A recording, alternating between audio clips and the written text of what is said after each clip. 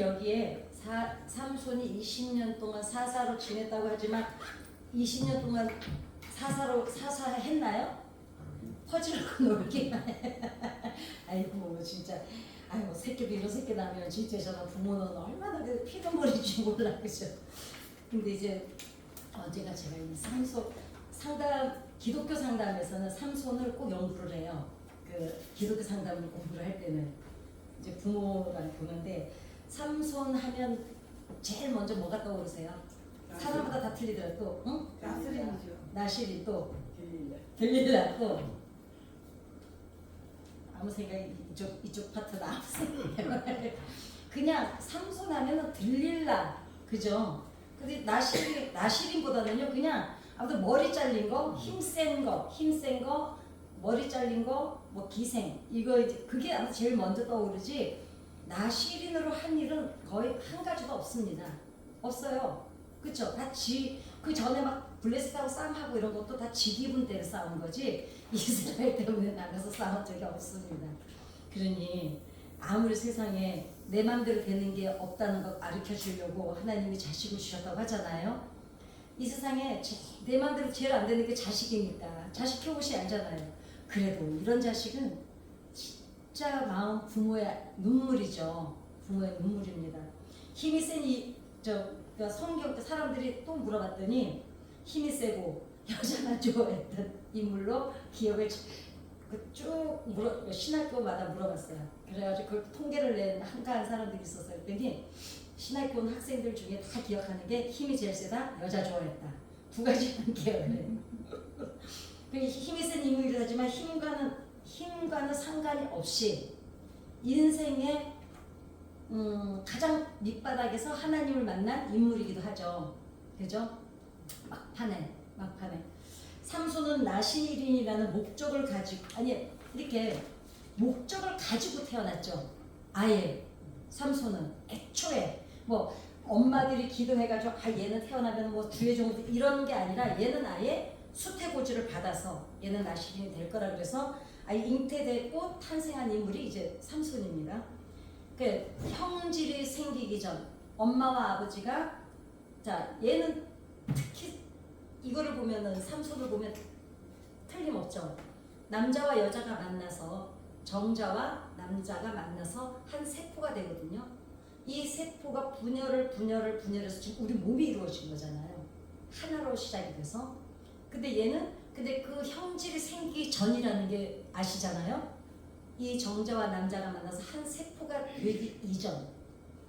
얘는 벌써 형질이 생기기 전에 왜냐 하나님이 마노아가 아내와 잠자리를 하기 전에 이미 수태고지를 받잖아요.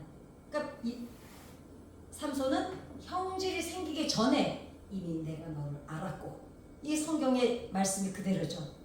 복중에 있을 때 하나님이 쭉 보셔요. 그 다음에 태에서 불러내셨죠. 우리가 그런 인물이죠. 그러니까 우리는 부모님 때문에 태어난 인물이 아니라는 걸 반드시 알아야 됩니다. 그죠?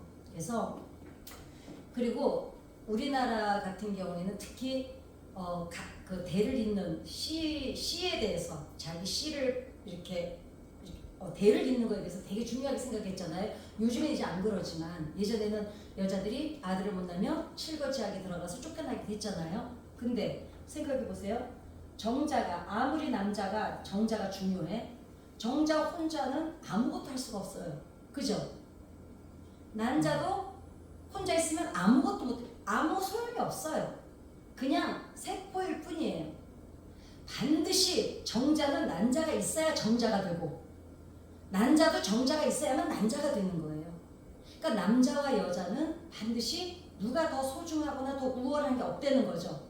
남자는 여자가 있어야 완성이 되고 여자는 남편이 있어야 완성이 되는 거라는 거죠. 하나님이 그걸 가르쳐 주시려고 이제 그렇게 하셨는데 이제 그런데 가장 중요한 건 나시린의 사명을 삼손이 받았을까요?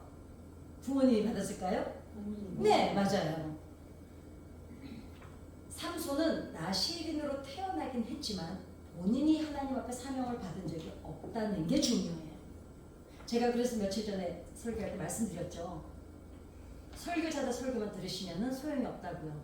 반드시 하나님 설교를 직접 들으시라고. 그게 뭘까요? 성경을 읽는 거예요. 그래서 여러분이 하나님의 설교를 직접 들으셔야 돼요. 왜냐? 설교자들마다 이 성경의 귀절을 가지고 자신의 견해와 자신의 해석을 가지고 설교를 하기 때문에 저를 믿으셔도 안 되고 어떤 주의 종을 100% 믿으셔도 안 된다는 거예요.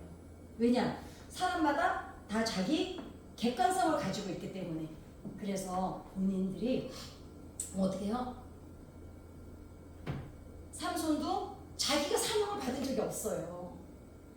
수태고지를 받아서 목적을 가지고 태어나긴 했는데 삼손이 하나님의 음성을 직접 들은 적이 없다는 게 문제였어요. 그러니까 중보기도를 남들이 하지만 응답은 누가 받아야 된다고요? 본인이 받아야 돼요. 그리고 다른 사람, 저도 항상 개세 때는 중보기도를 여기 오시는 분들은 다 하고 있잖아요. 그런데 제가 응답받아도 소용이 없다는 거죠. 왜냐하면 하나님은 정확하게 본인한테 주십니다. 근데 왜 중보기도자가 때로는 받을 때가 있다 그랬어요? 말을 해도 못 알아들으니까. 답답하니까 중보기도자를 통해서 주시기도 하는데, 그러나 이게 있어요. 제가 중보기도를 해보니까 제가 정말 솔직하게 말씀드릴게요. 중보기도자도 자기의 선입견이 있습니다. 그러지 않겠어요? 중보기도 해보시면 어때요? 내가 권사님을 보는 내 기준이 있어요. 그죠? 내가 권사님을 보는 내 해석이 있어요. 그렇기 때문에 중보기도자들 믿으면 안 돼요. 힘은 되어드릴 수가 있어요. 옆에서 여러분들이 기도하시는데 옆에서 손은 잡아드릴 수가 있어요. 그러나 중보기도자가 주인공은 아니에요. 이걸 잊으면 안 돼요. 그러니까 독고다이가 돼야 돼. 나는 나야. 나는 내 길을 가야 돼. 아셨죠? 그래서 그래서 제가 중보기도 한다고 잘라줬다고. 그 김영희 집사라고요. 전화기가 저기 있네. 위암이었잖아요. 위암이었는데 제가 너무 이쁜 거야. 우리 교회 막 이쪽으로 이사 올 때 그 집사를 저쪽 광주 성전으로 데리고 가려고 많은 사람이 아주 회유를 했는데 제가 딱 뭐라고 얘기했냐면 가만히 그 자리에 있어라. 그래 하나님이 기뻐하신다. 왜? 주의 종이 지금 목사님이 지금 마음이 아픈데 내 자리만 지키는 것도 저분을 위로해 드리는 거다. 그리고 저분이 위로를 받아서 힘을 내면 그것만으로도 이미 저분의 목회를 돕는 거다. 그러니까 자리 지켜라. 그리고 정 가고 싶으면 우리 교회가 안정이 되고 그리고 네 자리를 3명이서 채운 다음에 그리고 가라. 그랬어요. 그리고 코로나 터졌잖아요. 오자마자. 그 새 신자가 온라인으로라도 11조로 꼭 드리고요. 어느 정도냐면 다 돈을 먼저 써보라고 돈이 없으면 빌려서라도 드리고 그러더라고요. 근데 순수하고 이뻐. 그냥 이쁘다. 그래서 참 이뻤어요. 그랬는데 암이 걸려버렸잖아요. 근데 이 얘기는 몰라 할래. 술을 그렇게 좋아했어요. 매일 술을 내가 술 처먹지 말라고 그렇게 얘기를 해도 그냥 낙이 없어. 집에 들어가면 나이가 70이 다 됐는데도 술을 이제 한 잔씩 꼭 마시고 자요. 술 퍼먹지 말라고 그랬는데 어느 날 피를 타고 쓰러졌잖아요. 미안이야. 이제 수술을 걱정하지 말라 그랬는데 딱 수술을 열어보니까 수술을 했잖아요. 했는데 옆으로 이 얘기 한번 해도 옆으로 퍼진 암이 있고 전이가 된 게 있고 깊숙이 들어가는 전이가 있는데 깊숙이 들어간 전이가 한 3개가 악질적인 아이들이 있었어요. 그래서 항암 치료를 받기를 시작을 했는데 그래서 이제 아니야 기도하자 그랬는데 세 번째가 2번째 항암 치료 받으러 갔나 그랬는데 근데 너무너무 진짜 기특한 게 뭐냐면 감사하다는 거예요. 왜냐면 차라리 잘 됐다는 거예요. 술을 그렇게 끊으라고 했는데도 안 끊었는데 자기가 이러지 않으면 자기가 술을 안 끊는다는 거예요. 그러니까 하나님께 자기 너무너무 감사하대요. 그거 보니까 대단하잖아요. 지금 암 수술을 한 사람인데 보세요. 감사는 기적의 통로입니다. 그리고 축복은 감사의 문으로 들어와서 불평의 문으로 나가거든요. 내 삶을 가만히 보세요. 내 징징대고 짜증내고 화내고 그런 사람들 삶을 가만히 보면 행복하지 않아요. 개뿔도 없는데요. 감사되는 사람들이 있어요. 진짜 개뿔도 없는데 그 사람은 늘 어때요? 감사 때문에 본인이 행복해요. 그런데요. 그 제일 악랄한 애들 3명이 없어져 버린 거예요. 그런데 항암은 건강해야 되잖아요. 항암 받을 때는. 막 30kg까지 내려가면 막 거기서 제가 전원 받을지 하나님 막 기도했어요. 그리고 하나님 기억해 주세요. 우리 이사 올 때 그 지켰던 자기 자리 지켰던 그 믿음, 그 다음에 그 주의 종 마음 상할까봐 어떻게 해서든지 자리 지키려고 했던 거. 그래서 기도했는데 그저께인가 문자가 왔어요. 다시 항암 다 끝나고 갔더니 아주 그냥 암이라는 거는 씨앗 자체가 없어졌다는 거예요. 근데 그게 하나님의 은혜는 기본이지만 그 사람이 그 하나님의 은혜가 기본으로 있고 나는 내가 할 일이 있거든요. 내가 할 일은 뭐였을까요? 감사였어요. 그 와중에도 감사를 하는데요. 그리고 내가 어제도 얘기 드렸죠. 그 이제 남편하고 한 20년도 넘게 지금 따로 살았는데 아버지가 아들들을 전혀 돌아보지도 않았거든요. 그리고 이 엄마가 다 키웠어요. 아버지 재산이 있는데도. 그랬는데 어느 날 아버지가 죽어버렸어요. 큰아들 되게 힘든 상황이야 지금. 그래가지고 그냥 애들이 물질문제가 해결해서 어찌됐거나 뭐 죽은 사람은 미안하지만 뭐 그 사람도 이제 예수 믿다 천국 갔겠죠. 어찌됐거나. 그래서요. 축복은 반드시 감사의 통로로 들어오는구나. 왜 일로 갔지? 예. 그래서 어찌됐거나 이 삼손은 어때요? 자기가 사명을 받아본 적이 없는 거예요. 누가 받았어요? 부모가 받았잖아요. 그러니까 여러분들이 반드시 응답은 본인들이 받으세요. 그리고 성경 반드시 읽으세요. 그래야만 세상에 속지를 않으십니다. 그리고 목사라고 다 다르잖아요. 인품이 다르고 인격이 다르고 성장이 다르고 성술이 다르고 그렇기 때문에 목사도 믿어야 된다? 안 된다? 안 믿어요. 그냥 서로 그냥 존중하는 거지 믿을 대상이 아닌 거예요. 그래서 서로 존중하는 거는 해야죠. 반드시. 왜냐? 다 개체가 하나님의 은혜로 사는 분들이니까. 그다음 믿는 대상은 아니라는 거죠. 그리고 나를 중보해주는 사람 고마운 사람이긴 하지만 거기에 의존해서 안 됩니다. 왜냐? 그 사람은 자기 선입견을 가지고 응답받아서 말해줘요. 그래서 이상한 여자들이 있는 거예요. 기도 응답받았다고 이상한 말 해가지고 사람 홀리고 가스라이팅하고 그러는 겁니다. 그러니 사명을 받은 사람은 삼손이 아니라 부모였어요. 그러니 어떻게 했습니까? 아마도 부모는 확고하게 받았죠. 하나님을 대면에서 직접 음성을 듣고 잉태까지 했잖아요. 그때까지 애가 없었잖아요. 그러니까 응답도 이 부모처럼 확실하게 받은 분들이 없어요. 그래서 태어난 게 삼손이거든요. 근데 삼손은 어떻게 했어요? 하와처럼 전에 듣기만 한 거예요. 그러다 보니까 그만큼 책임감이 없는 거죠.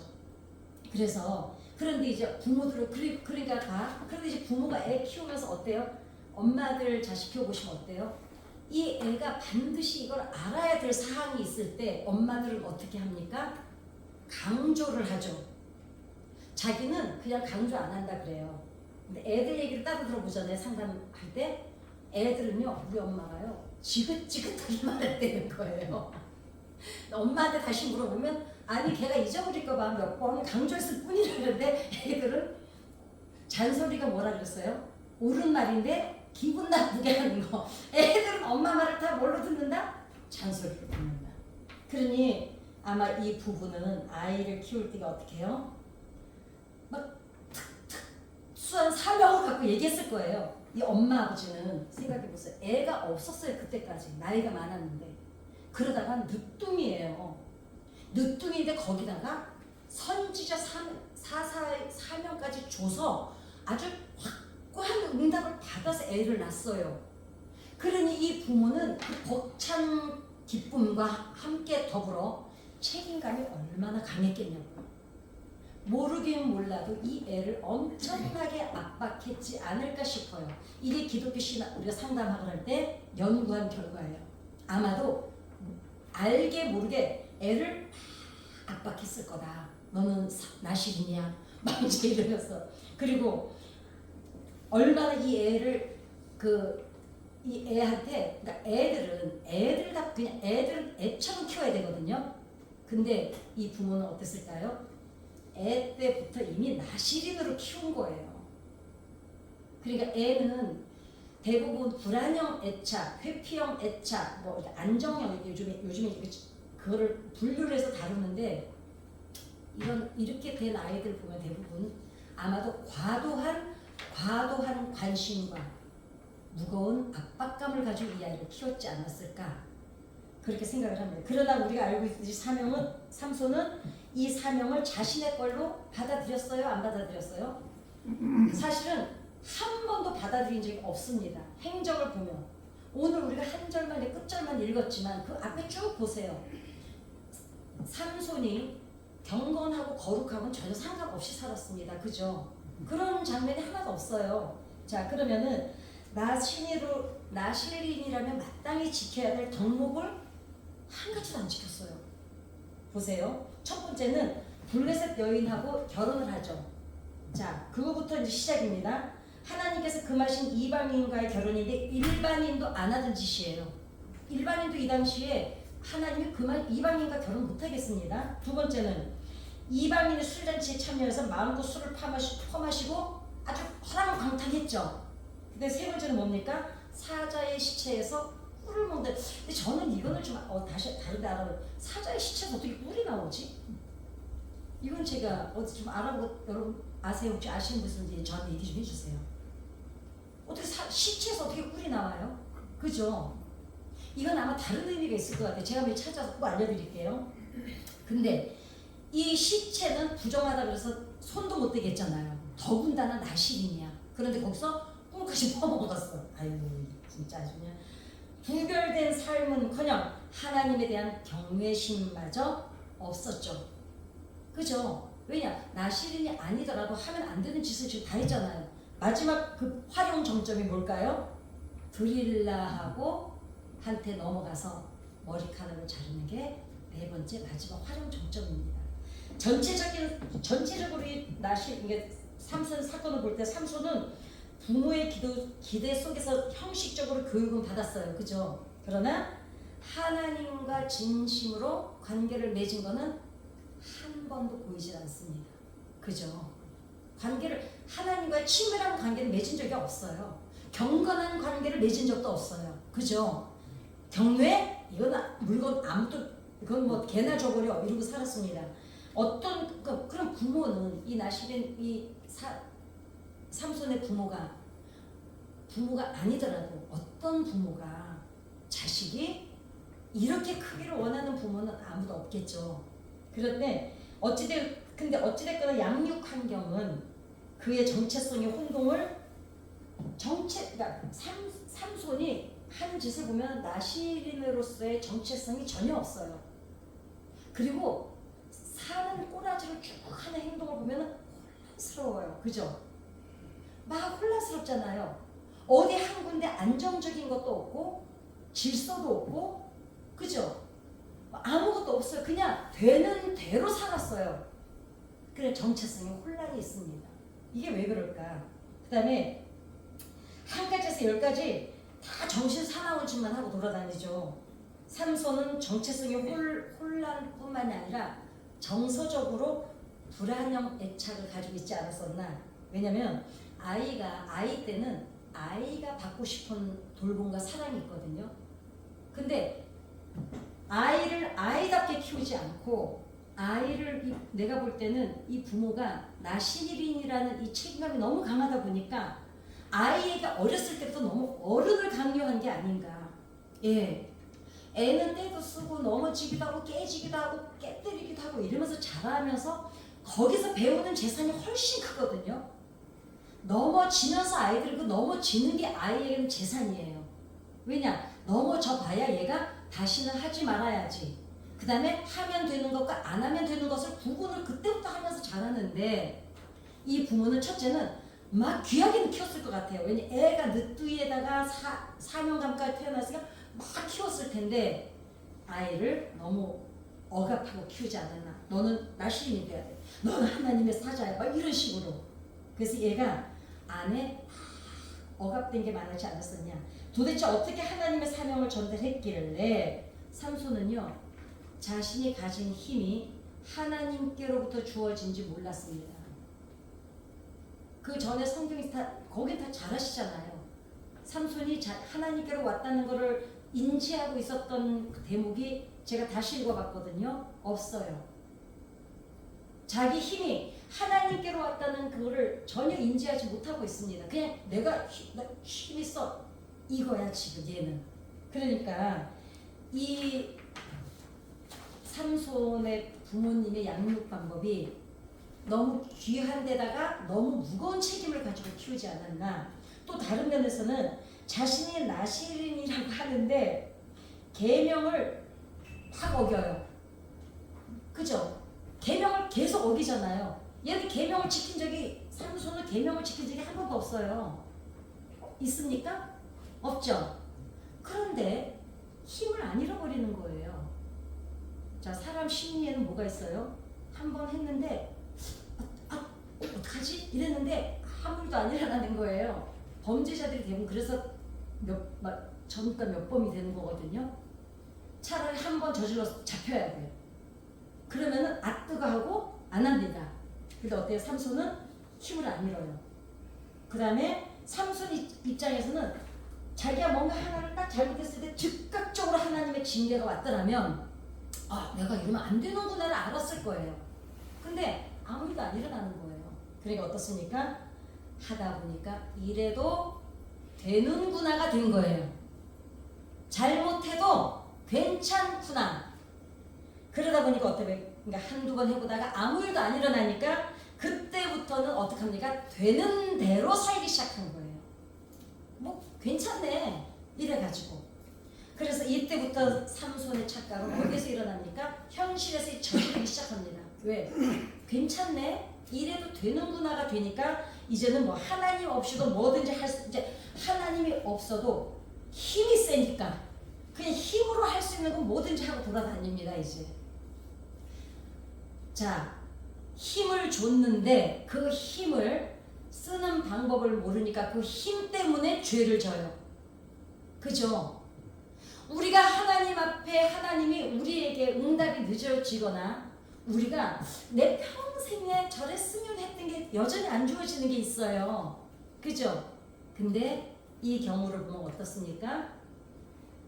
그걸 줬다가 애까지 잡을까봐, 그거 줬다가 권사 잃어버릴까봐, 그거 줬다가 목사 잃어버릴까봐 하나님이 끝까지 기도 제목으로 주시는 것도 있다는 거를 또 깨닫는 거예요. 그런데 어떻습니까? 그거를 알고 나면 어때요? 은혜입니다. 그러시구나. 그러시구나. 이 문제가 해결 안 되는 게 은혜구나. 이게 삼손은 힘 때문에 죽은 거예요. 힘 때문에 범죄 저질렀고 힘 때문에 하나님 거역했고 힘 때문에 인생 망친 거예요. 그게 없었더라면 이 짓거리 안 하고 다니죠. 왜냐면 아니 뭐 있어야지. 안 그래요? 삼손이 망한 거는 뭐예요? 하나님이 주신 힘 때문이었어요. 근데 하나님이 주신 게 잘못일까요? 아니죠. 어디로부터 이 은혜가 왔는지를 모르는 것부터가 문제였죠. 이 은혜가 어디서부터 왔느냐. 이게 우리 심각하게 생각해야 되는 겁니다. 우리가 지금 오늘 내가 사는 거, 지금 내가 사는 거, 이 은혜가 어디서부터 왔는지를 모르면 그것 때문에 죄짓게 되고 그것 때문에 넘어지고 그것 때문에 망할 수도 있다는 얘기를 지금 삼손이 보여주고 있는 겁니다. 어떠세요? 그렇죠. 결국 들릴라의 속임수에 머리카락이 잘리고 두 눈이, 보세요. 머리카락 잘리고 그렇다 쳐요. 두 눈이 뽑혀요. 그 고통이 어떻겠습니까, 여러분? 아니 생각해서 우리 뭐가 벌레 하나만 날파리 초파리만 하나 들어가도 이 눈 그 나오기 전까지 얼마나 꺼리적거리고 얼마나 불편합니까? 근데 두 눈이 뽑혀요. 그리고 짐승처럼 묶입니다. 생각해보세요. 눈이 안 보이면 아무것도 못해요. 힘이 있으면 뭐해요? 아니 뭘 보여야 하지. 내가 아무리 아는 게 많으면 뭐해요? 보여야 가지. 그러니 보세요. 눈을 뽑아버려요.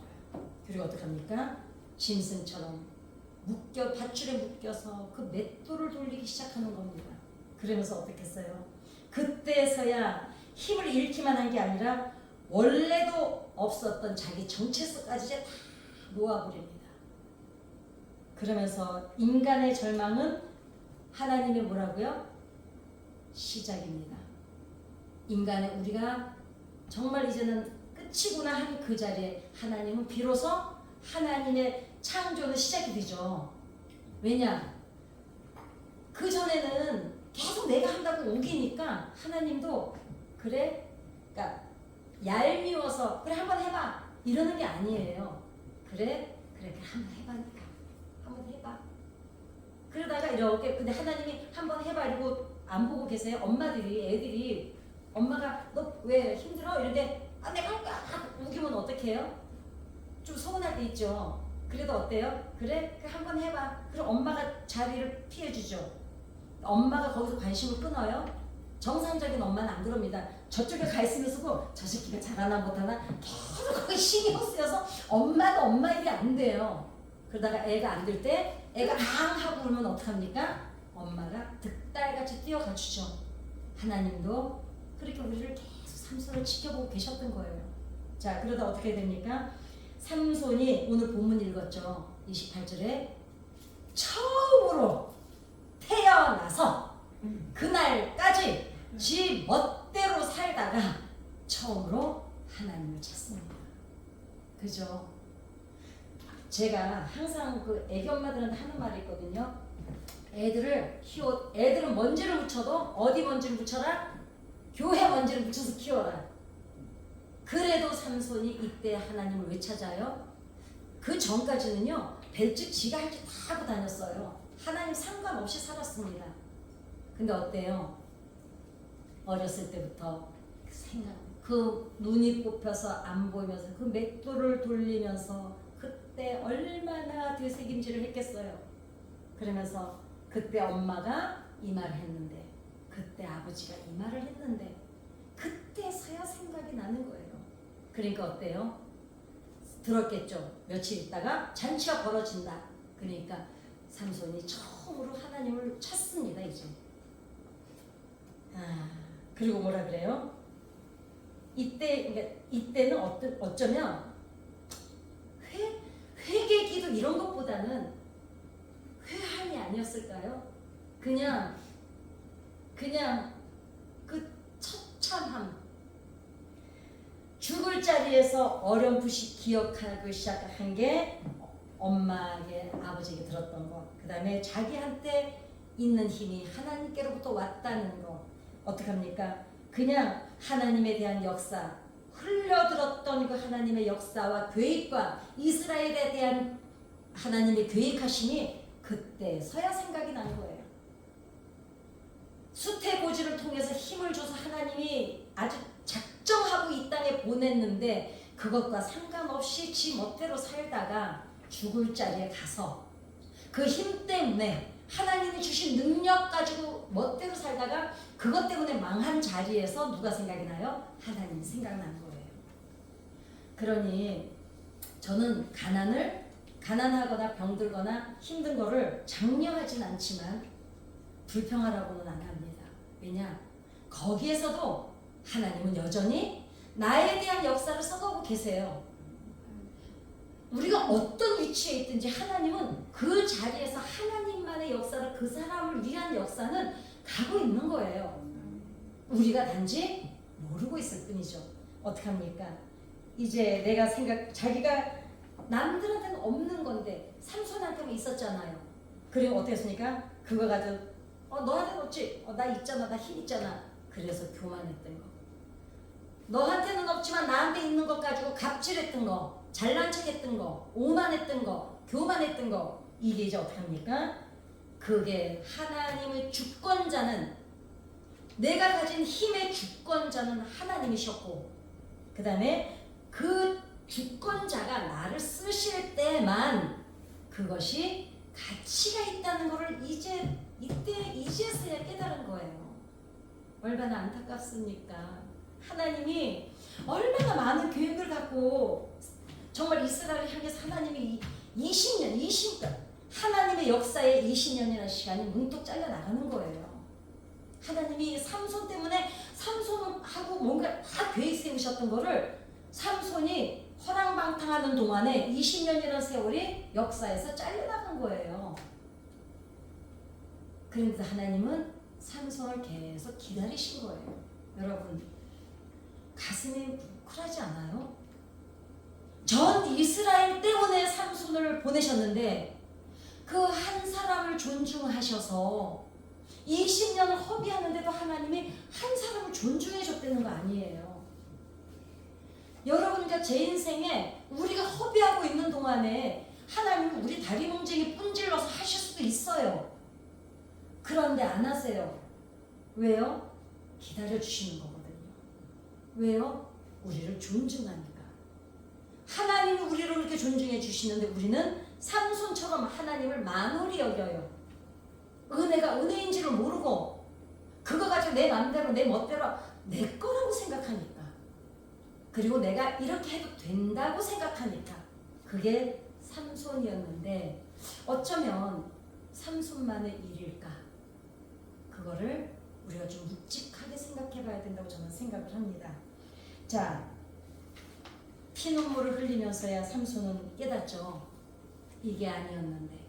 그리고 이제 알았어. 엄마가 뭐라면 알았어. 엄마 그만해. 아버지가 뭐라면 또 저 꼰대 또 저러네. 이랬던 얘기를 이제서야 얘가 하나 이제 기억을 합니다.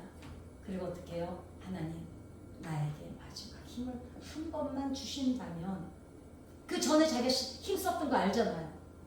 그 힘을 다시 한 번만 주신다면 저들하고 내가 원수더라고. 근데 아까 본문 읽어보시면 알지만 하나님 때문에 내가 저들을 죽이고 싶다 그래요?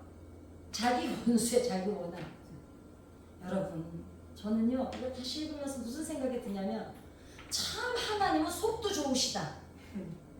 예, 뭐야 새끼야 너 지금 네 분해서 그러는 거 아니야? 이럴 수도 있어요. 임식이 너 한번 겪어봐 새끼야 이럴 수도 있는데 봐요. 사사로 보내셨잖아요.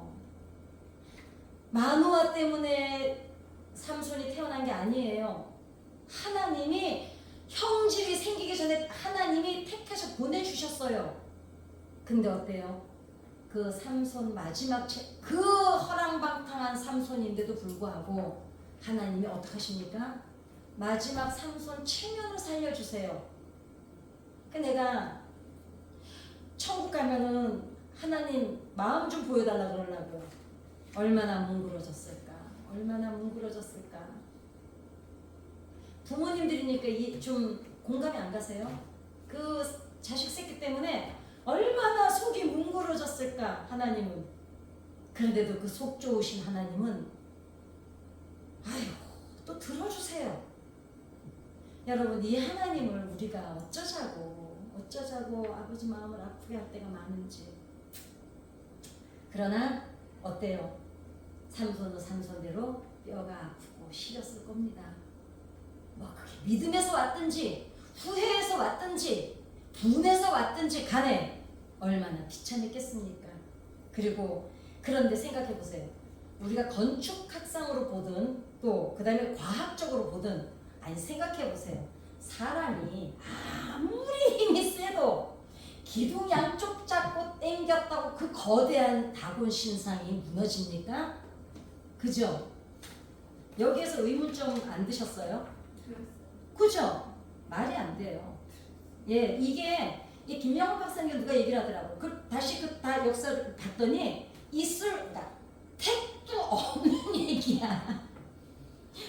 있을 수가 없어요. 그 거대한 신절. 왜냐면 사람 몇천 명이 들어갈 수 있는 그게 아무리 삼손이 힘이 센들 그 두 기둥 잡고 당겼다고 그게 다 무너져서 죽습니까? 하나님이 어떠세요? 삼손 체면 살려주신 거예요. 여러분 블레셋 그까짓 거 무너뜨리려면 아니 하나님이 뭔 방법이 없어. 아니 하나님이 전쟁의 시인 하나님이 무슨 방법이 없었겠어요. 뭐 하려고 그 방법 쓰시겠어요? 그것도 새끼라고. 삼손 그렇게 속삭이던 것도 새끼라고. 마지막 새끼가 울면서 아버지! 그 목소리 들으시고 그 삼손 그 20년 장장 20년을 속삭인 삼손을 외면을 안 하세요. 오늘 여러분 구하실 거 있으면 하나님께 마음껏 구하세요. 이렇게 마음 여린 하나님을 우리가 좀 막 이용해서 이제 하나님한테 뭐든지 막 해야지 막대각 쓰고 아버지가 이래요. 장모님 아버지니까 이해가 가시죠? 엄마하고 또 달라요. 엄마는요 떼떼떼떼떼 잔소리는 해요. 아버지는 안 합니다. 그리고 지켜봐요. 그냥 아버지 마음이 안 느껴지세요? 제가 그래서 자꾸 찬양하다가 눈물이 나는 거예요. 자, 그 하나님이 그 다곤 신전이 무너지면서 사람들이 죽었습니다. 하나님께서 친히 행하신 거예요. 그 다음에 그것도 새끼라고 응답하신 거예요. 그러니 여러분 우리가 하나님 앞에 무슨 기도든 못할 게 뭐가 있습니까? 적어도 여러분은 삼손처럼은 안 사셨잖아요. 그렇죠? 그치? 술판 가가지고 나 권사인데 야 술 갖고 와 이러진 않았잖아. 그치? 나 낚시인데 야 술 갖고 와. 야 기생 야 쟤 미쓰기 어저께 들어왔던 애 말고 오늘 새로운 애 있어서 신상들이야 이 짓거리 안 했잖아요. 이런 삼손도 하나님이 마지막 체면 살려주시고 이런 삼손도 하나님이 마지막 응답해 주시고 이런 삼손 이렇게 부르시는 기도도 들으시는 하나님이 오늘 지금 여러분들이 기도해야 될 대상이세요. 그러니 이 하나님 앞에 우리가 뭘 말 못하겠습니까? 그죠? 자, 자식은요 부모를 포기하는 수도 있대요. 그런데 부모는 자식 포기합니까? 어떤 부모도 물론 요즘에 뉴스에 나오는 그 사람들은 부모 아니에요. 생물학적으로 그냥 애를 낳았을 뿐이지 부모가 아니죠. 자식 죽이고 이런 뉴스 나온 그런 부모를 우리는 대상으로 얘기를 안 하죠. 앉아 계시는 정상적인 여러분들이 볼 때 새끼 포기되세요? 호적 파낸다고 내 새끼 아닙니까? 그러니까 그게 문제야. 한 번 새끼는 영원한 새끼야. 그게 자식입니다. 그게 부모 자식간입니다. 그러니 여러분 오늘 그 하나님 앞에 마음껏 여러분을 내어놓고 그 하나님의 그늘에서 마음껏 쉬시고 그 하나님의 품 안에서 마음껏 안식하시고 그 하나님의 품 안에서 마음껏 여러분의 눈물을 쏟아내시기를 바랍니다.